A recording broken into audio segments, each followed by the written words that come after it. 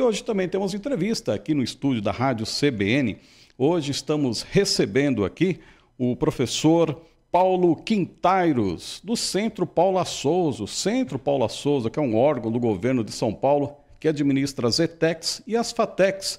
Eles possuem um programa, o centro possui um programa gratuito para apoiar projetos inovadores e desenvolver as competências dos empreendedores. E é isso que a gente quer descobrir. Que projeto é esse, que programa é esse e que gentilmente aqui o Paulo Quintairos, professor do Centro Paula Souza, aceitou o nosso convite. Quero agradecer a sua presença, agradecer a sua participação aqui na Rádio CBN. Paulo, muito boa tarde. Boa tarde, Marcelo. Eu que agradeço. É um prazer enorme estar aqui, poder aí explicar para a população o que a gente faz, né? Já que nós somos servidores públicos e devemos muito a essa sociedade, né? Uhum. E o Centro Paula Souza, que é um dos centros educacionais mais assim, respeitados do estado de São Paulo, né? Ou seja, tem todo um trabalho muito forte, as ETECs, as escolas técnicas, a FATEC também é sempre um curso bem procurado no final do ano, meio do ano, faculdade de tecnologia, é um centro respeitado. Assim, e como é que está hoje assim, a questão dos investimentos na faculdade, nas ETECs? Como é que está a estrutura hoje? Você vê melhorias, crescimento? A nossa estrutura é muito grande, né? Nós temos hoje mais de 200 ETECs espalhadas por todo o estado e 82 FATECs. Então a gente está falando de um número que só cresce, né? São quase 300 unidades cobrindo aí todo o estado. Acho que é a maior capilaridade de uma rede pública de educação que existe em São Paulo, certamente, talvez no Brasil, né? 82 só FATECs? Só FATECs. É só aqui no Vale nós temos FATECs em quase todas as cidades, né? Jacareí, São José, Taubaté, Pindamonhangaba, Cruzeiro e Guaratinguetá. Fora o litoral também, né? Litoral Norte também. Litoral Norte ainda tem lá a unidade em São José, em São Sebastião. São Sebastião. Ah, São Sebastião. Em São Sebastião. Caraguá e ETEC. Ah, ETEC. Isso mostra aí como a importância, né? E como é a distribuição desses cursos. É um curso sempre muito procurado, né? No fim do ano. Sim, inclusive aproveitar e fazer a propaganda, estamos com inscrições abertas aí para os vestibulares, tanto o vestibulinho das ETECs quanto das FATECs. Sim, depende um pouco da região e do curso. Tem uma flutuação grande, né? Como acho que em todas as redes hoje. Atualmente existe uma procura grande pelos cursos da área tecnológica. No momento, uma procura um pouco menor pelos cursos da área de engenharia, os cursos de tecnologia mais ligados à engenharia. A gente tem uma entre-safra hoje aí, mas sempre com uma procura muito grande. Agora, os cursos técnicos, não sei se eu estou equivocado, mas tem apresentado uma procura muito grande em cursos técnicos. Não sei por que seria mais a facilidade de entrar no mercado de trabalho ou seria uma situação de momento do nosso mercado? Ou como é que você analisa isso? O crescimento, se há esse crescimento, aliás? Olha, é assim, existe o curso técnico, que é nível médio, esse tem uma procura grande pela facilidade de entrar no mercado, pela facilidade do jovem já concluindo o ensino médio ter também uma formação que permite entrar no mercado. E desde que no Brasil foi instituído o curso superior em tecnologia, só falando um pouco aí como professor, né, no ensino superior brasileiro hoje nós temos os bacharelados, o curso de licenciatura, que é voltado para a área de ensino, e o tecnólogo, que é uma formação mais curta, em 3 anos, são os nossos cursos. E eles permitem uma inserção mais direta no mercado de trabalho, né, mais focado realmente para o que o mercado está precisando. E como a gente trabalha sempre de uma maneira regional, identificando as demandas de cada região para alocar os cursos nas FATECs, isso acaba dando uma empregabilidade mais alta para os nossos estudantes. E aqui na nossa região do Vale do Paraíba, uma área que a questão da tecnologia, a questão da inovação, uma coisa que vem crescendo a cada ano. Cidade inteligente, ou seja, um local aqui voltado para o setor aeroespacial. O Vale ele tem essa concentração, você percebe muitas pessoas de outras regiões vindo para cá para estudar, ou só as unidades aqui já comportam também toda a demanda de alunos? A gente nota primeiro uma mobilidade entre as cidades. né? Às vezes o aluno é de Taubaté ou de Pinda e quer fazer o curso em outra unidade, porque elas têm cursos um pouco diferentes, mas atrai também gente de fora, sem dúvida. Especialmente os cursos voltados para a área aeroespacial e também para a área de tecnologia da informação. Hoje a gente tem no mercado mundial uma demanda fortíssima por profissionais da área de programação.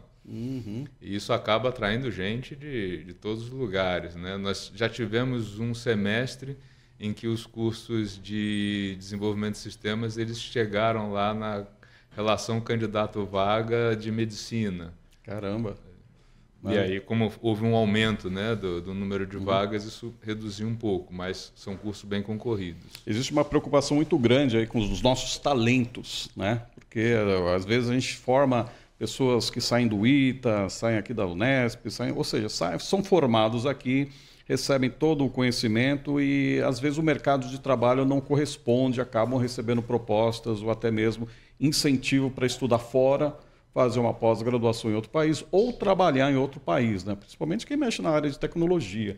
Como é que você vê? Você tem sentido? Como é que você percebe essa realidade hoje? Ela segue essa tendência ou a gente está conseguindo botar mais mão de obra, nossos talentos aqui localmente, aqui no Brasil? Olha, fazer um curso de pós-graduação no exterior, eu acho que é uma experiência muito válida para qualquer estudante, né? Esse contato no exterior. Eu, particularmente, fiz isso. Nós temos hoje uma demanda global forte, especialmente para a tecnologia. Então, hoje, os estudantes eles têm uma mobilidade muito grande, alguns vão embora, voltam.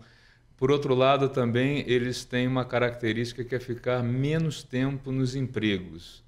A gente nota aquele profissional que se formava, entrava numa empresa e ficava se aposentava 20 na anos, empresa, né? Praticamente acabou, né? Os caras entram, participa de um projeto, fica 4, 5 anos numa empresa, vai para outra, volta, às vezes vai para o exterior, passa um tempo e volta. Então, acho que é uma realidade muito diferente da que a gente via há 10, 15 anos atrás. E é interessante isso, né? Porque uma empresa hoje, quando vê um currículo, a pessoa jovem, passou em 4, 5 empresas, de repente, há um tempo atrás, falava, esse rapaz não para em lugar nenhum, né? Alguma coisa de errado tem. Mas hoje é justamente o contrário, né? Pode acontecer isso daí mesmo, das pessoas terem essa mudança de empregos, de trabalhos, porque são oportunidades que vão surgindo de acordo com o desenvolvimento que ela executa, né? Acho que as empresas hoje olham muito em que projetos a pessoa esteve envolvida. Às vezes o profissional entra numa empresa para participar de um projeto que vai durar 3, 4, 5 anos e depois disso ele vai sair porque ele vai para outra empresa com outro projeto. E também hoje tem uma mobilidade fantástica que é poder morar num país e trabalhar em outro, né? Isso exatamente. Já ocorre Nossa. também. Então é um cenário muito mais cheio de oportunidades, mas também mais complexo para um jovem entender. E você citou bem essa questão de projetos, ou seja, de repente você entra num projeto, um objetivo, para aquele momento não há nenhum problema finalizar aquela tarefa, cumpriu a sua missão e partir para uma outra empresa, partir para um outro projeto. Me fez lembrar uma outra questão também, mais para a pessoa na parte de TI, que são as certificações, né? Eu acho que o mercado, que eu já ouvi de profissionais, que o mercado ele pede muito o profissional de TI, não que ele tenha sido necessariamente, tenha feito uma pós-graduação em algum local, mas as certificações de atualizações de softwares, atualizações de sistemas que ele vai adquirindo para poder implantar nas empresas. Isso daí também acontece bastante? Você tem conhecimento disso? Sim, isso é uma regra hoje no mercado, né? Porque como os sistemas mudam com uma rapidez grande, ter feito uma pós-graduação não necessariamente garante a atualização do profissional. Então, muitas vezes, as exigências de certificações como gerente de projetos em um determinado sistema de gestão de projetos, de implementação, de software mesmo, nós oferecemos dentro do Centro Paula Souza algumas certificações gratuitas para os nossos estudantes, especialmente ligados a uns convênios que a gente tem com a Microsoft. Mas é uma requisição do mercado, sem dúvida. Isso é interessante. Hoje a gente veio aqui falar sobre um programa importantíssimo que vocês executam, que é justamente esses projetos inovadores para desenvolver as competências dos empreendedores. A gente quer saber que programa é esse que o Centro Paula Souza oferece. A Trilha do Empreendedor é um programa que a gente iniciou nós estamos na 17ª edição já. Nós começamos ele com a Escola de Inovadores, né? Tinha só esse nome, e durava um semestre, era presencial e ocorria em algumas unidades. Aqui no Vale do Paraíba nós fomos dos pioneiros, São José dos Campos e depois em Pinda. E esse curso evoluiu, não vou contar toda a história, quem quiser pode entrar no nosso site e vai ler lá toda a história. Nós evoluímos hoje para dividir esse programa em 3 fases. A primeira delas, que é a Escola de Inovadores, que é um curso básico de formação de empreendedor, onde as pessoas entram para saber o que é empreendedorismo, quais são as características que o empreendedor deve ter, inclusive pessoais, o que ele deve esperar do empreendedorismo, e dura aproximadamente 2 meses. Né? Na verdade, chega a 3, porque a gente tem muito feriado. Né? E ele funciona totalmente online e é gratuito e aberto para qualquer pessoa do estado de São Paulo. Então, na versão atual, nós temos 18 mil pessoas fazendo esse curso. 18 mil. Caramba. É um número bem grande. Né? Como ele funciona totalmente online, as aulas ficam gravadas, o sistema é todo nosso também, é a plataforma, né, de acesso, isso facilita bastante. No final desse processo, onde todos eles viram, né, tiveram pelo menos uma ideia geral de como é a vida de um empreendedor e o que é, a gente faz uma seleção de 50 projetos. E aí eles podem, inclusive, se associar para criar o projeto. Esses projetos são analisados por uma banca e nós escolhemos 50 projetos. Esses 50 projetos, eles ingressam na fase 2, que é o Vitrine. Então temos a Escola de Inovadores, depois temos o Vitrine. Vitrine. Perfeito. No Vitrine, que dura aproximadamente um semestre, nós trabalhamos com algumas webinars, muitas mentorias. A gente tem um time de mentores internos e externos, voluntários. Eles ficam, inclusive, lá na nossa página. Quem quiser entrar para conhecer os mentores, tem lá pouco do trabalho de cada um deles. E o foco é, ao longo aí dessa trilha do Vitrine, criar um modelo de negócios que vai ser usado para aquele projeto. O que ele vai... As perguntas são, o que você vai... que problema que você vai resolver, como você vai resolver, quem tem esse problema, né, e como que você vai colocar isso para rodar, né, como que você vai atender essa demanda. Isso a gente analisa aí ao longo desse período do Vitrine. No final do Vitrine, a gente faz uma outra seleção de projetos. E aí a gente... Desses 50, vai ter uma outra seleção. Uma outra seleção para 20 projetos. Atualmente. É um filtro mais um pouco fechado, né? Esses 20 projetos, eles ingressam na última fase, que é o Acelera. Certo. No Acelera, nós pegamos já o modelo de negócio que foi estabelecido no Vitrine e a gente começa com os passos para escrever o plano de negócios. Tá? Por que a importância de colocar isso, né, por escrito num plano, incluindo a parte de previsão financeira.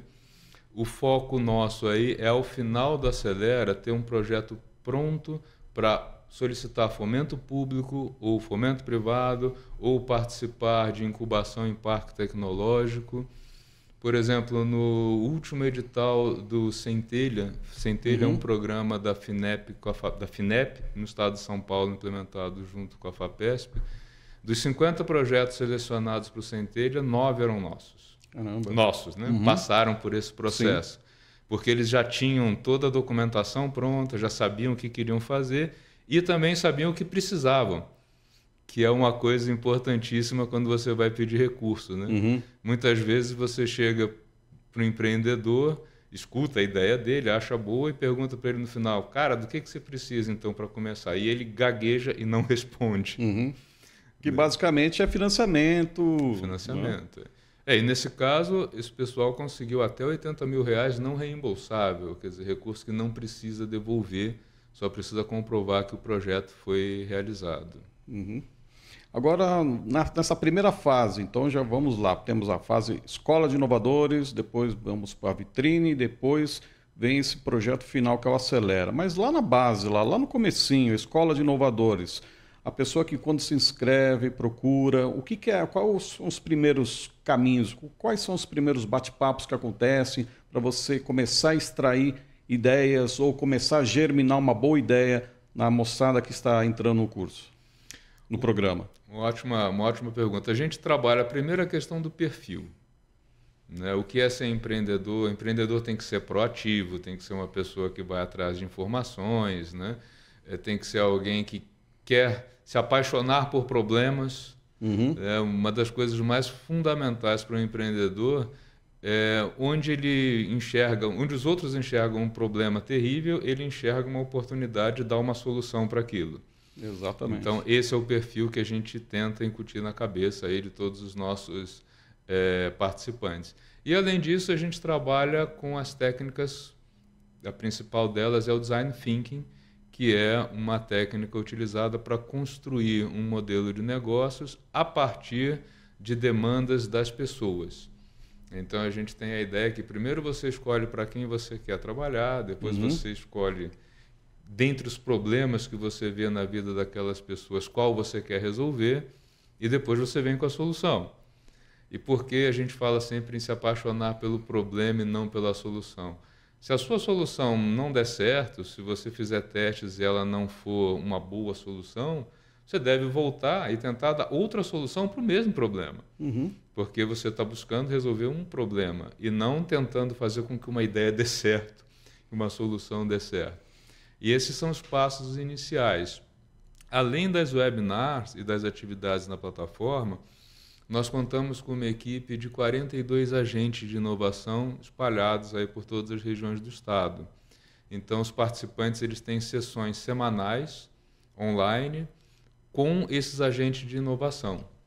Então, ele recebe lá um e-mail com um link dizendo, olha, eu sou o agente de inovação da sua regional, nossos encontros serão tal dia, tal hora. E aí é um momento onde os participantes podem interagir e falar das ideias que eles têm, conversar um pouco com o agente de inovação, que é uma pessoa mais experiente e formada para isso. Certo. Nessa escola, na Escola de Inovadores, esse bate-papo, todo esse relacionamento, ele é feito, grande parte, presencialmente ou nessa questão online? É todo online. Todo online. Todo online. Algumas unidades é possível que o agente vá em algumas vezes, mas é complicado atender a todos, porque, por exemplo, no meu caso, eu tenho 9 unidades na minha regional, colocando ETECs e FATECs, né? Se eu fosse fazer um atendimento presencial para cada uma, isso iria ficar rodando e eu atenderia pouca gente.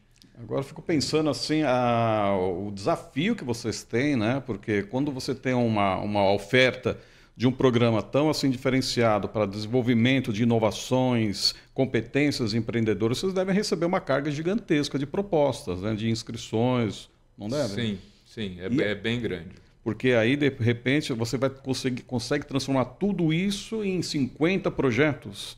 Sim. Eu, pessoalmente, acompanho os 50. Eu trabalho coordenando o Vitrine e o Acelera, eu conheço todos os projetos. Em média, quantas propostas acabam chegando assim para vocês estarem analisando até chegar nesse número considerado ideal para tocar o programa? Olha, em geral, para disputar as 50 vagas do Vitrine, a gente tem aí 300, às vezes 400 projetos. O que não impede também quem não foi aprovado no primeiro também não tentar novamente, fazer uma nova leitura. Eles têm algum tipo de feedback assim sobre a proposta que eles apresentaram ou o que precisa melhorar para tentar uma outra oportunidade? Tem sim. Na hora que eles fazem a submissão, né, que eles se candidatam, eles enviam um pitch, que é um videozinho de 1 minuto sobre o projeto, e esse pitch é passado para uma banca que é feita online e eles têm acesso pelo YouTube. Então, eles ouvem os comentários de 3 pessoas sobre cada um desses vídeos. É uma maratona. E vocês intensa. são em quantos para analisar tantos vídeos assim? A nossa equipe é de 42 pessoas. Mas a gente conta com muitos mentores externos. Então, em geral, por exemplo, numa banca tem um agente nova e mais 2 externos, né, que são os nossos colaboradores. Ou seja, qual que é o período que dá mais trabalho para vocês? Assim, recepção, maior demanda assim para... Aliás, melhor ainda, qual é o período onde que o programa está aberto? Porque aí, obviamente, vai ter uma demanda maior, né? Sim. Normalmente a gente abre as inscrições para a Escola de Inovadores no início dos semestres. Uhum. A gente começou, por exemplo, esse semestre em setembro. A gente deu período aí de agosto, né, para não ficar aquela confusão do vestibular e entrada nas unidades com o nosso início, mas todo o início do semestre. E o Vitrine Acelera também no início do semestre, mas aí ele não é aberto para todos, né? Ele é fechado só para quem entrou no programa pela Escola de Inovadores. Certamente os períodos finais são aqueles mais enlouquecedores para os agentes, porque daí a gente tem que avaliar todos os projetos, pensar muitas vezes em se um projeto ele precisa seguir no Vitrine, porque muitas vezes você pode ter um projeto muito bom de empreendedorismo, mas que ele não necessita das ferramentas mais complexas.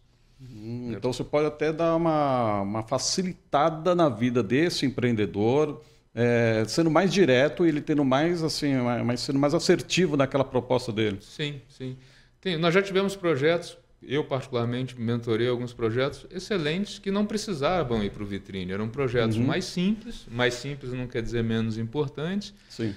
E eles não precisavam das ferramentas, por exemplo, de avaliação econômica financeira do projeto, que é uma coisa que se faz quando você vai pedir dinheiro para tocar o projeto, né? Entendi. Ele não precisa, por exemplo, de um plano de negócios formal, porque ele não vai pedir fomento para o projeto. Ou seja, são várias etapas muito bem definidas aí para você conseguir desenvolver a Escola de Inovadores. Paulo, vou pedir uma licença para você. A gente vai agora para o Repórter CBN, edição das 3h30. Temos um intervalinho comercial e a gente já volta para entender mais ainda sobre o Inova do Centro Paula Souza, ok? É rapidinho, amigo ouvinte. Agora, 3h28. Siga conectado aí com o CBN na rede. Muito bem, agora 3h38, 3h38.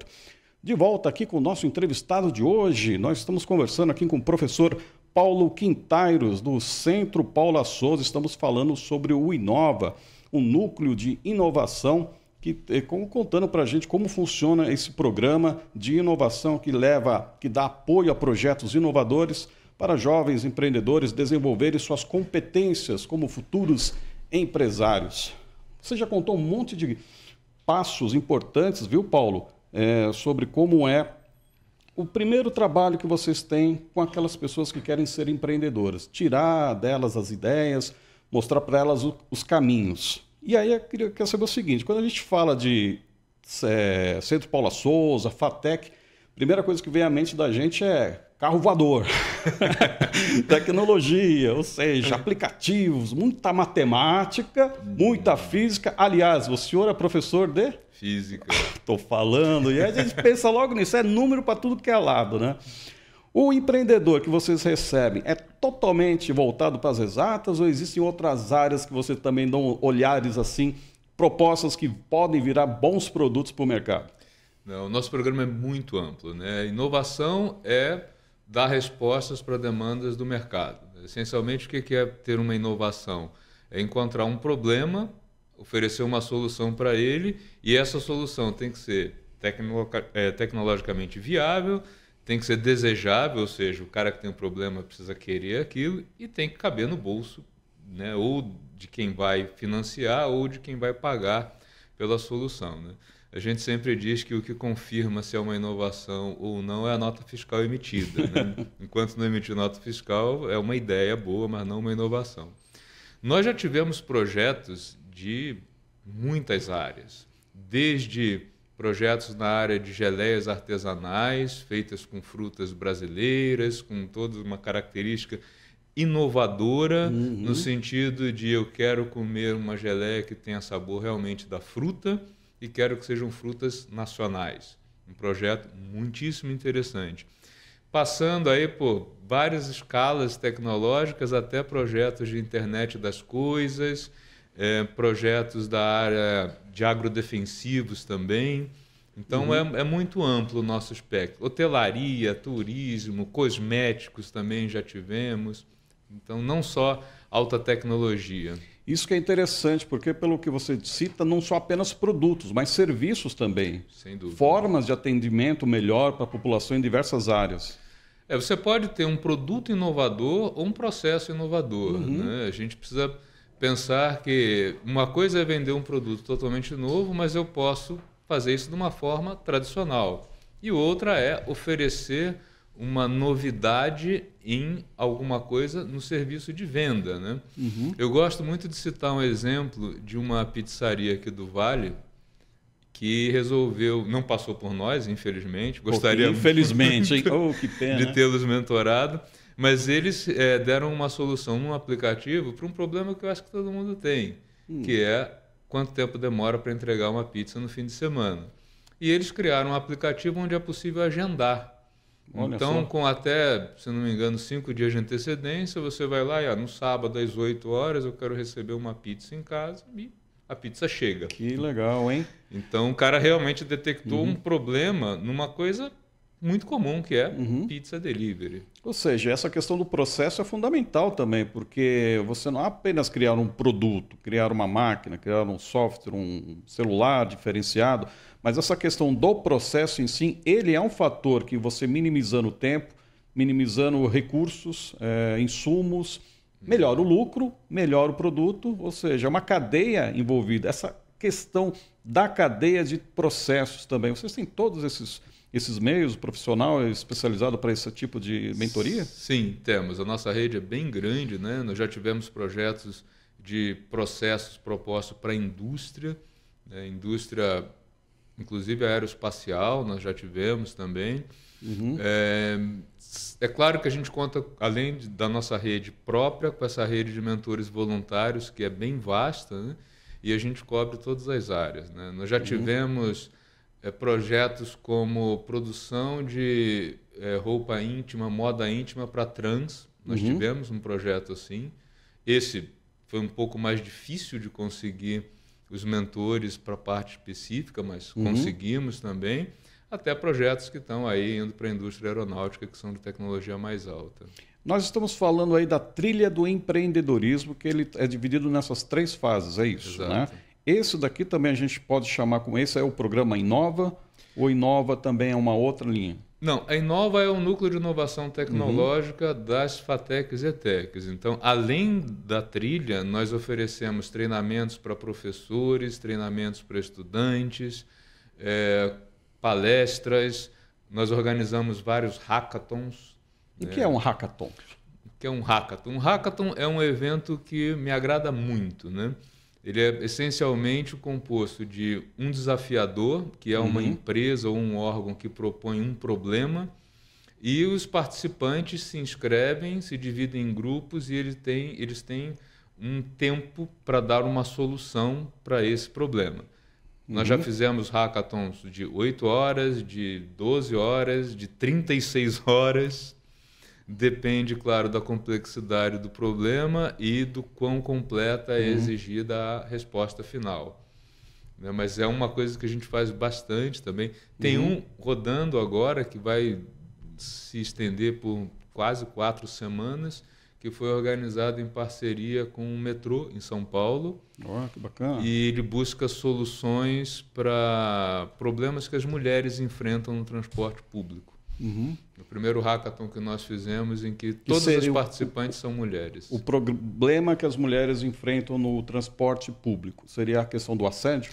Assédio, se sentirem desconfortável por alguma coisa, então tem alguns problemas lá que foram relacionados e essas equipes, 100% femininas, elas estão trabalhando em propor soluções para esses problemas. E que legal essa questão aí também de você, de o centro também ter esse olhar assim, com essa importância de todos os meios. A gente falou sobre produtos aí para as pessoas trans, ou falamos sobre modelos de inovações assim para pensar no público feminino, o cuidado, a segurança. É um olhar assim bem diversificado, de parabéns, viu?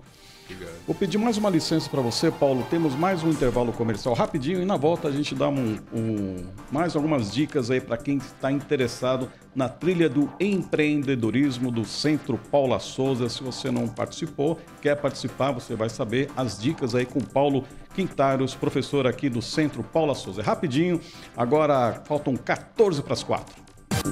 Lá estamos de volta com o CBN na Rede. Obrigado pela sua companhia, você que acompanha a gente pelo rádio, pelos nossos canais no YouTube, no Facebook, no nosso site cbnvale.com.br.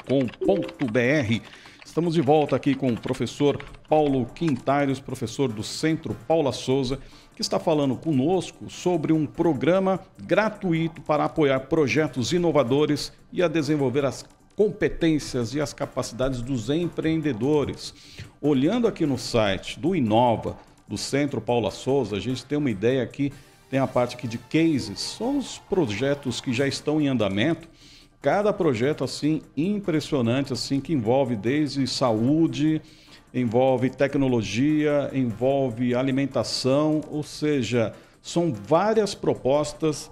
E aí eu gostaria de deixar claro para o nosso amigo ouvinte, professor, somente alunos do Centro Paula Souza, somente alunos da FATEC podem participar dos projetos de inovação, de programas de inovação, ou profissionais de fora também podem apresentar? Qualquer pessoa. É aberto à comunidade. Nós já tivemos projetos excelentes vindo de alunos e muitos projetos vindo de pessoas que já eram profissionais de mercado e que queriam desenvolver coisas novas. Eu vejo aí na tela, por exemplo, na sua esquerda, o Moinho Sustentável. Esses rapazes, eles já trabalhavam na indústria de plásticos e eles sempre quiseram buscar a solução de criar plásticos biodegradáveis. E estão conseguindo. Eles estão fazendo alguns utensílios de plástico, colherzinha de sorvete, à base de cana-de-açúcar. Que é um mercado assim que só tende a crescer cada vez mais, os produtos biodegradáveis, deixar de usar produtos vindo do fósseis, né? Produtos do petróleo, ou seja, é uma necessidade da humanidade, né? E quem está envolvido nisso está de parabéns e tem mais é que ter que conseguir investimento mesmo, né? Sem dúvida. E o grande legal disso é justamente a capacidade que vocês dão também de fazer essas pessoas entenderem como elas vão pedir financiamento, né? Porque não basta ter uma ideia boa, ela tem que ser aprovada, mas tem que também dar o start, né? Sem dúvida, isso é uma coisa que a gente trabalha bastante. Existem no Brasil hoje várias fontes de recurso, público, privado. É claro que os recursos públicos não reembolsáveis, né? Tem gente que pergunta, nossa, é isso mesmo? Não precisa devolver? Isso existe. Né? O Estado de São Paulo tem, em particular, a FAPESP, que faz isso. Tem a FINEP, que é do governo federal, que também ajuda com isso. A própria Embrapi entrou fortemente nisso. Então, são fases de financiamento diferentes. E hoje nós temos no Brasil cobertura para todas as fases, desde aquela ideia mais embrionária, onde precisa de testes de laboratório, até a fase de colocar o produto no mercado, só que aí já não é mais não reembolsável, né? Mas um capital muito mais barato do que aquele obtido aí na rede comercial. E o interessante é que todas as fases do desenvolvimento do projeto, vocês trabalham exatamente em todas as fases ao mesmo tempo, cada um com uma equipe durante o ano ao mesmo tempo, ou seja, está numa sala aqui o pessoal que já está para vender o seu produto no mercado, na sala ao lado está o pessoal que está começando a entender como esse mundo do empreendedorismo tem tudo isso, né? E além disso a gente mantém contato com os egressos, né? Ainda tem mais esse detalhe, todo esse pessoal que já saiu, eles eventualmente contam com o nosso apoio quando preciso, sai um edital novo, uma correria, vem aí todo o pessoal que já está, nossa, ajuda a gente a escrever o projeto. A gente desloca alguém para ler o edital e entender quem pode, quem não pode participar. É uma casa assim, quem entra, fica, não sai mais. E aí, essas pessoas que já obtiveram sucesso, elas voltam também para contar a sua história, como funcionou, como é que foi o projeto, o seu andamento para quem está começando? Sim, muitas vezes nas webinars a gente faz esse convite, a gente tem um podcast que está no Spotify atualmente. Na temporada atual, a gente está fazendo entrevistas só com o pessoal que passou pela nossa trilha e está no mercado. E eles contam as histórias de como é que está sendo, as dificuldades também, né, que existem. Né? O empreendedor não tem férias, não tem fim de semana. Tem tudo isso. É bom, legal, é muito legal essa troca de experiências, assim, porque dá um ânimo para quem está começando ou sinaliza as pessoas. Será que é isso mesmo que eu quero? De repente a pessoa vai rever o seu projeto, coloca, não era bem assim que eu estava pensando, e de repente surgem ideias novas também, né? Olha, a gente trabalha essa questão humana e ela é muito complexa, né? Eu já tive 2 projetos em que eu cheguei para o grupo e perguntei: vocês querem virar industriais? Porque era um projeto de um produto do setor agro. Uhum. E não me parecia que eram pessoas que tinham essa inclinação a virar gerente de indústria, né? Uhum. E aí elas acabaram chegando à conclusão: não, nós somos pesquisadores, a gente vai finalizar o produto, patentear e vender ou licenciar. E a nossa empresa vai ser de desenvolvimento de produtos. Uhum. Então hoje o que eles têm? Parcerias com laboratórios, algumas coisas eles têm próprio na empresa. E o que eles fazem? Eles criam produtos e depois buscam quem queira fabricar aquilo e licenciar. Fundamental, importantíssimo isso. Agora, tem uma outra questão, viu, professor, que me chama a atenção e me causa um pouco de preocupação, porque quando a gente fala de empreendedorismo hoje, muita gente, logo vem à mente aquela pessoa que perdeu seu emprego numa indústria, era engenheiro ou era administrador e foi obrigado a entrar na informalidade ou obrigado a criar o seu próprio negócio. É o tal do empreendedorismo, que ela passa a ser dona do seu destino completamente, né? Ou seja, ela tem que, do que ela for vender, produzir, ela tem que, daí, a gente tinha o tal do FGTS das empresas, a gente tinha plano de saúde, a gente tinha vale alimentação, a gente tinha um dinheiro que ia para aposentadoria, descontado na folha para o INSS, e de repente toda essa carga cai em cima do empreendedor, sozinho. Como fazer com que essa pessoa consiga se desenvolver e que ela possa garantir uma aposentadoria no futuro? Olha, o grande problema do empreendedor por necessidade é que ele não se preparou para ser empreendedor. Então ele provavelmente nunca pensou nessas questões, inclusive de uma aposentadoria e de um futuro. O outro problema é que o empreendedor que entra no mercado sem inovar, ele entra para disputar um mercado, ele entra para fragmentar. E na maioria das vezes ele acaba tentando ganhar o cliente por preço, o que leva a uma espiral aí de queda de rentabilidade de todo mundo no setor. O que a gente procura trabalhar é, primeiro, entre no mercado com alguma coisa diferente, com uma inovação. Isso já vai dar um diferencial. A outra coisa que a gente trabalha é a questão do fluxo de caixa, do projeto ser de fato lucrativo, né, superar expectativas, pensando em taxas de juros de mercado, ter realmente uma empresa com valor de mercado e que permita ao empreendedor não só sobreviver, mas também pensar em compor um futuro com um plano de aposentadoria ou até pensando em valorizar a empresa ao ponto de vendê-la futuramente, que é uma coisa também bem importante.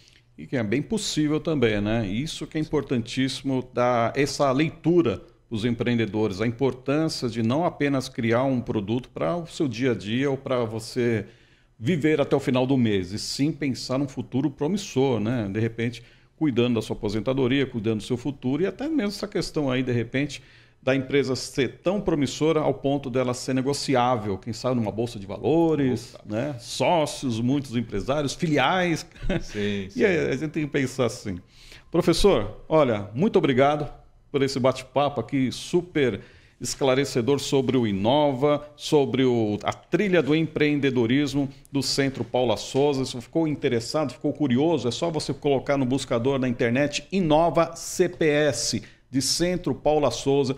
Você vai ver lá vários exemplos de sucesso de quem participou, dos empreendedores que estão se desenvolvendo e criando soluções para o mercado, para as pessoas. Paulo, muito obrigado. Até uma próxima, viu? Muito obrigado. E quem quiser entrar em contato comigo, redes sociais, Paulo Quintairos, bem fácil de achar. Mais uma vez, obrigado pelo convite. Eu que agradeço você, agradeço também ao Centro Paula Souza e agradeço você, amigo ouvinte, que esteve conosco nesta terça-feira. CBN na Rede volta amanhã a partir das 3 da tarde. Um grande abraço, tenham todos uma ótima terça-feira.